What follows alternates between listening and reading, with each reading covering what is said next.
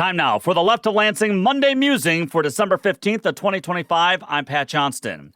Just wanted to highlight this little piece of news from last week since it underscores a main motivation of most of the MAGA Republican movement nowadays. Before blocking over $600 million in already approved funds for sexually abused victims, kids and families dealing with cancer, the RX Kids program that helps young moms and their babies throughout the state, and various work orders to help cities and workers, MAGA Michigan Republicans in the State House took another swing in their war on science and medicine. In the State House last week, MAGA Michigan Republican State Representative Maddock from Milford in Oakland County introduced a bill that would end implicit bias training for state health officials. Now, implicit bias includes thoughts and feelings that exist in which you might not consciously be aware of, and it can have an effect on the level of care that people receive. For example, according to the Center to Advance Palliative Care, research through the years has shown implicit bias plays key roles in hiring people or how certain people are viewed over others. According to the CACP, science faculty rated male applicants for a laboratory manager position as significantly more competent and hireable than female applicants.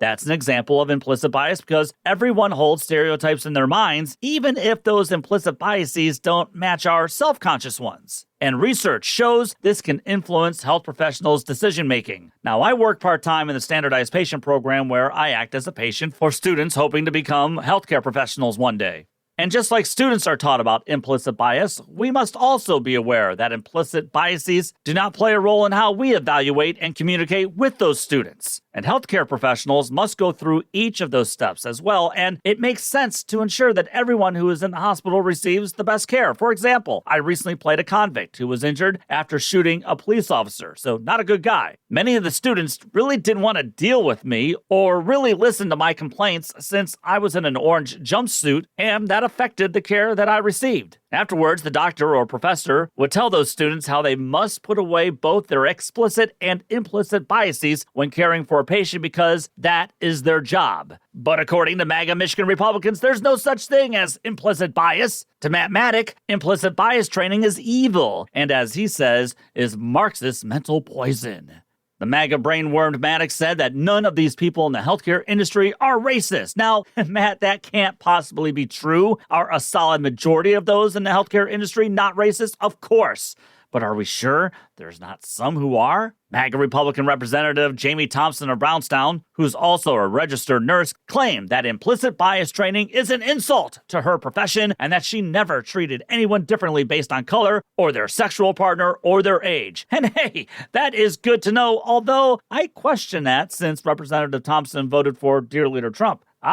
You see, that's implicit bias right there. Anyway, that's not the point. Most, on a conscious level, are not racist, but that doesn't mean there's no implicit bias happening. And we know this to be the case since the evidence clearly shows it. As quoted by Michigan Advance, Democratic State Representative Shauna Grant of Grand Rapids, who voted against this insane bill, correctly noted that black women are 2 to 3 times more likely to die due to childbirth than their white counterparts. Democratic State Representative Julie Rogers from Kalamazoo said in opposition to the bill, it is a fact that babies of color die at a rate of roughly 3 times the rate of their white counterparts. So research and science proves this to be true, but in the warped MAGA mind, anything that questions, white superiority goes against the United States of America, God, Lee Greenwood, and capitalism, I guess. And showing any kind of empathy and understanding is weakness, according to them, and this is what drives the warped MAGA mind more than anything else. But normal people aren't alarmed by implicit bias training since the evidence shows it's needed and that it works.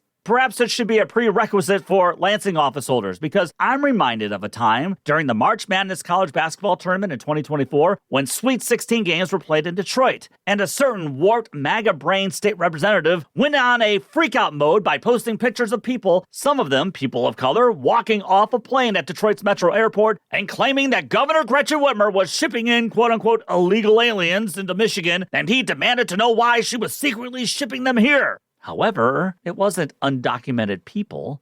It was the Gonzaga basketball team arriving for their Sweet 16 game in Detroit that weekend. But you see, anyone of color to Matt Maddock is deemed suspicious, and in his warped MAGA worldview, not really American.